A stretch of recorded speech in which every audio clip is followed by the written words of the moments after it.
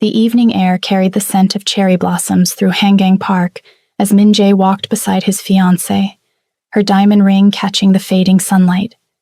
She spoke about wedding flowers, her voice smooth as silk, but he barely heard her. His mind was elsewhere, calculating numbers, analyzing threats, planning moves 3 steps ahead like he always did. That's what kept him alive in his world. That's what made him the most feared man in Seoul's underground. Then he saw her. His entire body locked mid-step, the world tilted sideways. Everything, the joggers, the cyclists, the distant laughter of children, faded into white noise. She stood near the fountain, her dark curls catching the breeze, wearing a simple yellow dress that he remembered buying her 4 years ago. But it wasn't just her presence that stopped his heart. It was the 2 small children holding her hands. Twins, a boy and a girl, no older than 3, with caramel brown skin and eyes that cut through the distance like knives. His eyes. Before we go deeper into this moment that changed everything, hit that subscribe button because this story gets darker, more twisted, and you won't want to miss what happens next. Trust me. The little boy turned his head, and Min-jae saw it, the dimple on his left cheek, the same one Min-jae saw in the mirror every morning, the same one his mother used to press her finger into when he was young, back when he still smiled freely. Min-jae? His fiancée's voice cut through the fog. What's wrong? He couldn't answer. His throat had closed. 4 years of carefully constructed control, 4 years of burying emotions deeper than bodies in the Han River, crumbled in seconds. The woman, Zara, her name burned in his memory like a brand, looked up. Their eyes met across 40 feet of manicured grass. He watched her expression shift from calm to recognition, to something cold and defensive. She immediately pulled the children closer, turning as if to leave. "Wait here," Min-jae said to his fiancée, his voice emerging rougher than intended. "Min-jae, who is that?" He didn't answer. His legs moved on instinct, closing the distance with long strides. People instinctively stepped aside. They always did. Something in his walk, in the set of his shoulders, warned them without words. Zara didn't run, but her body tensed like prey sensing a predator. The little girl buried her face in her mother's dress. The boy stared at Min-jae with unsettling directness, studying him with an intensity that children shouldn't possess. Zara. Her name came out like a prayer and an accusation simultaneously. "Leave us alone." Her voice was steady, but he heard the tremor underneath. She always was terrible at hiding fear from him. "Are they mine?" Her jaw tightened. "Does it matter? Does it—" He stopped, forcing control back into his voice. People were watching. He lowered his tone. "Are they my children? You gave up the right to ask me anything the day you called me a liability and walked away." The words hit harder than any bullet he'd taken. He remembered that day. The safe house in Gangnam, her tears, his cold delivery of scripted cruelty designed to push her away before his enemies could use her against him. He'd practiced those lines for hours, knowing he had to make her hate him enough to leave Seoul, leave Korea, leave his world. He'd thought he was protecting her. "You disappeared," he said. "You told me to." She shifted, positioning herself between him and the children. "Actually, you didn't just tell me to disappear. You said I was making you weak, that you needed someone who understood your world, that I was, what were your exact words? A distraction you couldn't afford." Each word was a knife she twisted with surgical precision. He deserved it. "I had reasons. I'm sure you did." Her eyes flickered past him to where his fiancée stood watching, elegant and poised. "Looks like you found exactly what you needed. Someone who fits. Someone who belongs." The little boy tugged on Zara's hand. "Mommy, who is that man?" Min-jae's knees nearly buckled. The child's voice carried his cadence, that particular pitch he heard in old family videos. "Nobody, baby. We're leaving." "No." The word came out harder than intended. Both children flinched.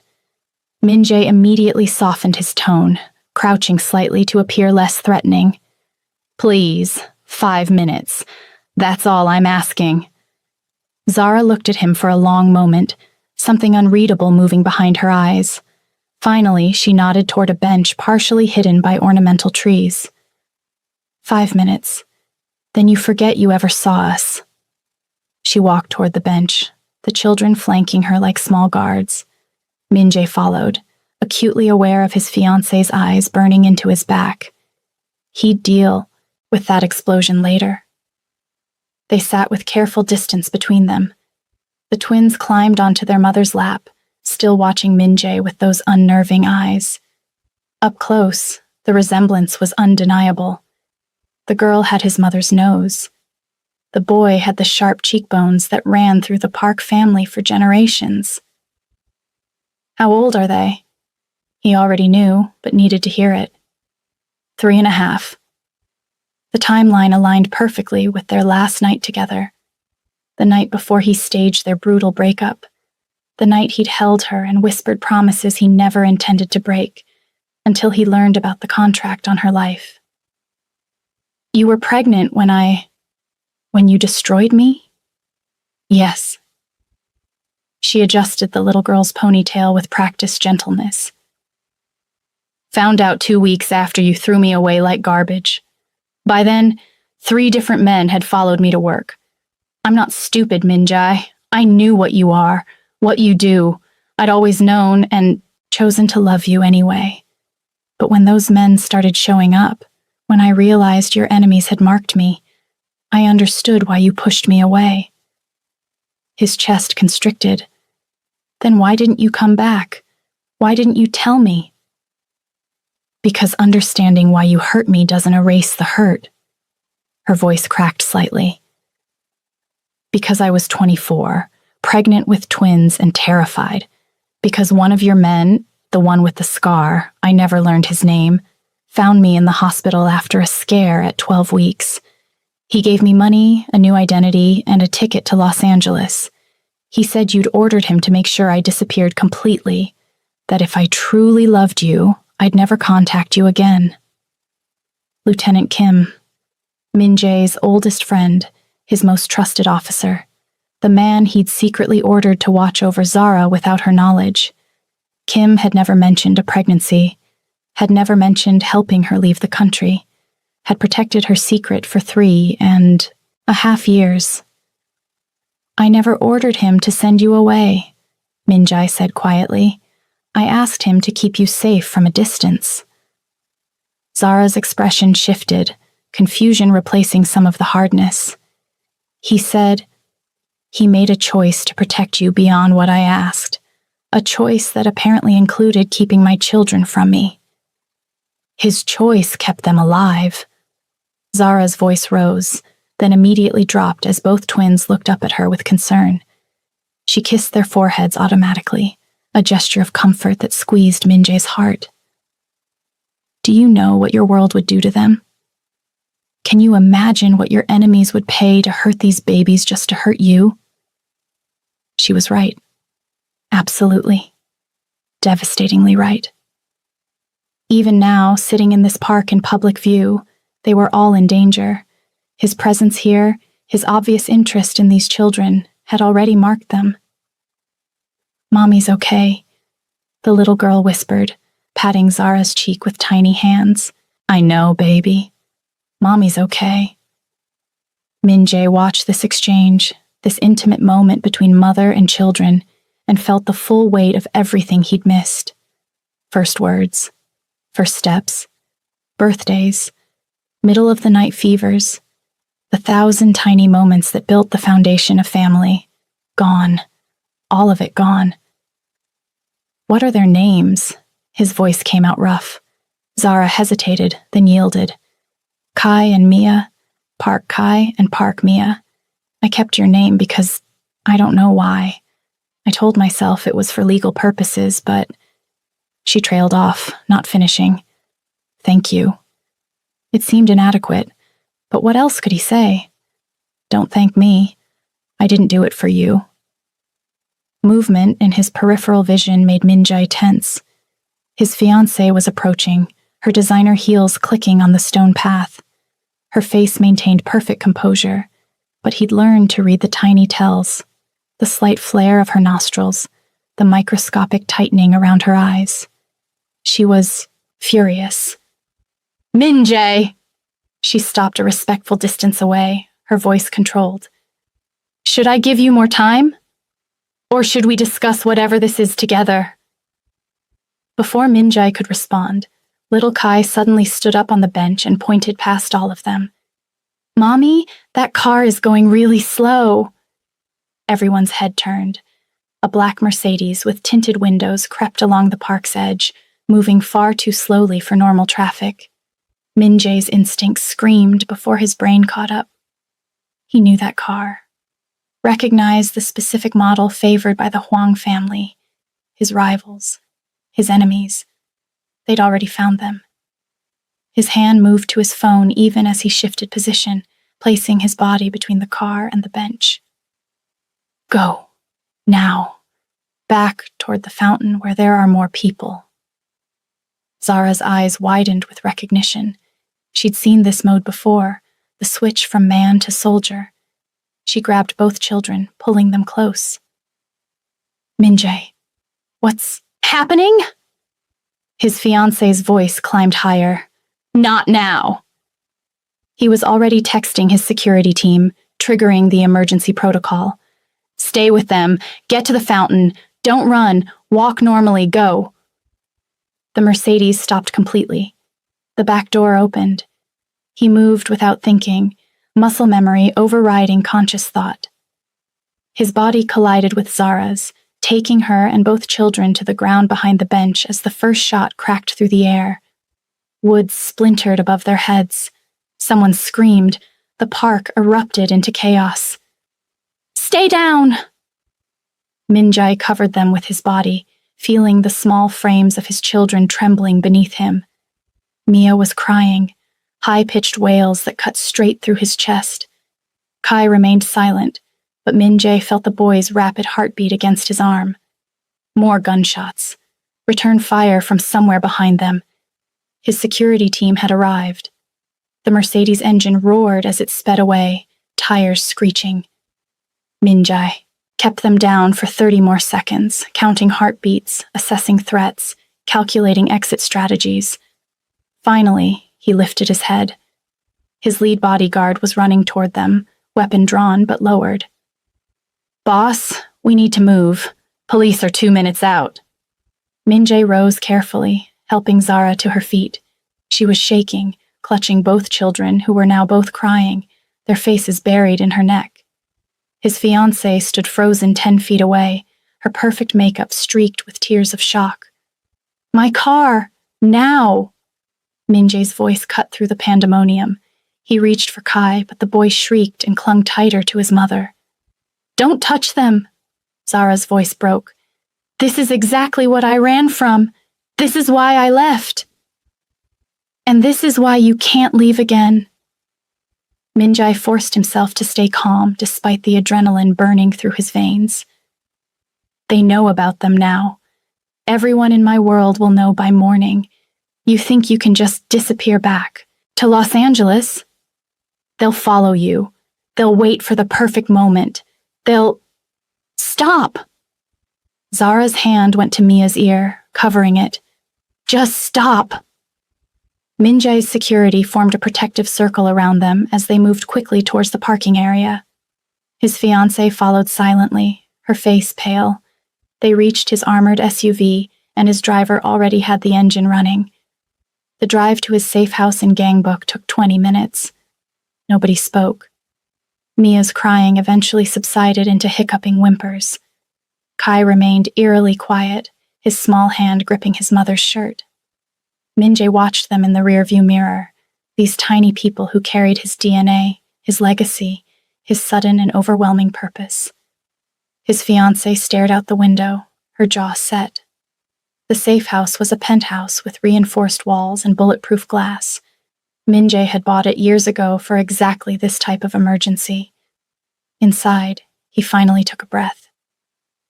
His team swept the perimeter, while a medical doctor he kept on retainer checked everyone for injuries. "They're fine physically," the doctor reported, "but the children are traumatized. They need calm, familiar surroundings." "Thank you, Dr. Han. Wait downstairs." Min-jae dismissed him with a nod. Zara had taken the twins to the couch, wrapping them in a soft blanket someone had provided. She hummed something low and soothing, rocking them gently. Min-jae watched from across the room, feeling more helpless than he'd ever felt facing armed enemies. His fiancée touched his arm. "We need to talk. Later." "Now, Min-jae." Her voice carried steel beneath the silk. "You owe me that much." He looked at her, this woman he'd chosen for all the wrong reasons. She was beautiful, connected, understanding of his world. She'd never ask him to change. She'd never be a liability. She was perfect on paper. She wasn't Zara. They stepped into the adjoining room, leaving the door cracked so he could still see the couch. His fiancée crossed her arms, and he watched her perfect composure finally crack. "When were you planning to tell me?" Her voice shook. "Before the wedding? After? Never. I didn't know." "Don't insult me with lies. I saw your face in that park. You recognized her. You recognized them." Min-jae ran a hand through his hair. "I recognized her. The children, I suspected the moment I saw them, but I didn't know for certain until she confirmed it." "And now?" She laughed bitterly. "What happens now? Do we pretend those children don't exist? Do I play stepmother to your secret family while maintaining my dignity at charity galas?" "I don't know yet." "You don't know." She stepped closer, her eyes searching his face. "Look at me and tell me you don't love her anymore. Tell me those feelings died 4 years ago. Tell me I'm not about to marry a man whose heart belongs to someone else." Min-jae opened his mouth, then closed it. He'd built an empire on lies and manipulation, could talk his way out of any negotiation, could convince enemies to become allies with the right words. But he couldn't lie to her about this. The silence was answer enough. His fiancée's face hardened into something cold and calculating. For a moment, he saw what she'd be like as an enemy, dangerous in ways different from the men he usually fought. "Your heart is already married," she said quietly. "I won't be second choice to a ghost you couldn't let go." She walked toward the door, her spine straight. At the threshold, she paused without turning. "You should know. The Huang family has been courting my father's business for months.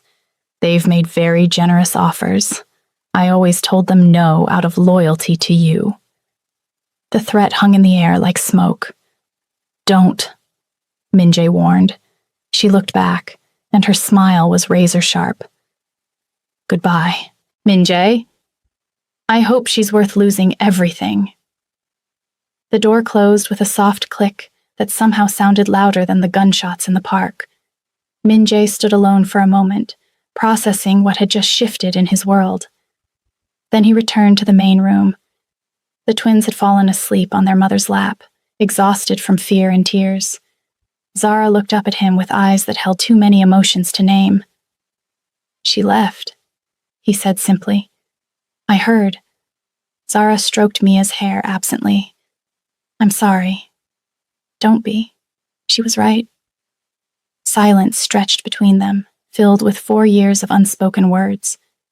Finally, Min-jae sat in the chair across from her, maintaining distance. "I need to tell you something about why I ended things the way I did. I already told you I understood." "No. You understood part of it, not all of it." He leaned forward, elbows on his knees. "There was a contract on you. 50 million won. The Huang family put it out. because they knew hurting you would destroy me. And they were right. I was compromised, distracted, making mistakes because half my mind was always on keeping you safe. Zara listened without interrupting. So I made a choice. I could either keep you close and watch you die, or I could make you hate me enough to leave. Make you believe I never loved you. Make it so brutal that you'd never want to come back. His voice roughened. It was the hardest thing I've ever done. And the stupidest. Because pushing you away didn't make me stop loving you. It just made me into someone I hated. Min-jae, I searched for you, he continued. Not actively, because that would put you at risk. But I had Lieutenant Kim checking occasionally, making sure you were alive and safe. He never told me about the pregnancy. Never told me he'd helped you leave the country. He made an executive decision that probably saved your life and theirs. He gestured to the sleeping children. But it cost me 3.5 years of their lives, cost them a father, cost you support when you needed it most. His hands clenched into fists.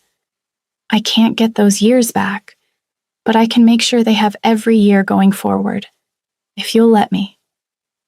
Zara's eyes glistened with unshed tears. You want to be their father now? After everything? After your enemies just tried to kill us in a public park? Yes. That's insane. Probably. He allowed himself a small, grim smile. But I'm very good at eliminating threats. And now that the Huang family has made their move, they've shown their hand. I know what I'm dealing with. And what are you dealing with, Min-jae? What are you asking me to agree to? He met her eyes steadily. I'm asking you to trust me. One more time.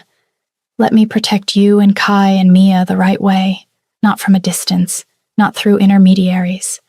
Let me be what I should have been from the start. A father? A family.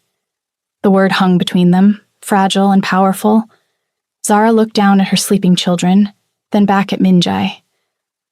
I've spent 3.5 years hating you, building a life without you, teaching myself that I didn't need you. I know. And now you show up and suddenly want to be involved? Want to upend everything again? I know it's not fair. Fair? She laughed bitterly. Nothing about this is fair, Min-jae. Not to me, not to them, not even to your fiancé who just walked out. You're right. Stop agreeing with me. Her voice rose, then immediately softened as Mia stirred. She took a breath, steadying herself. I need more than your protection. I need to know that you won't break their hearts the way you broke mine. That if they love you, you won't disappear when things get complicated. Min-jae stood and crossed to the couch, kneeling so his eyes were level with hers, close enough to see the flecks of gold in her brown irises, the tiny scar above her eyebrow from a childhood accident she told him about once at 3 a.m. I can't promise I won't die, he said quietly. My world doesn't allow for that kind of guarantee. But I promise I will never willingly leave them. Never walk away. Never choose anything over being their father. And me? Her voice was barely a whisper. What about us? I never stopped loving you, Zara. Not for one day in 4 years. But I don't expect you to believe that or reciprocate. Right now, I'm not asking to be your partner.